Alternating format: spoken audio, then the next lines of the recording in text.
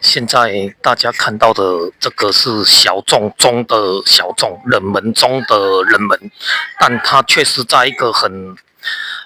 热闹的大皇宫的观光区域这是一间泰国的斯林通艺术大学，它的前身呢是泰国的第一家艺术学院，所以你在这个广场所看到的雕像，都是历年来在泰国雕塑比赛中所得到的得奖作品。那等一下隔一条马路过去就是大皇宫的区域所以这个是非常小众，在这边可以感受到中闹区中的宁静假如在大皇宫那边逛累了可以来这边稍作休息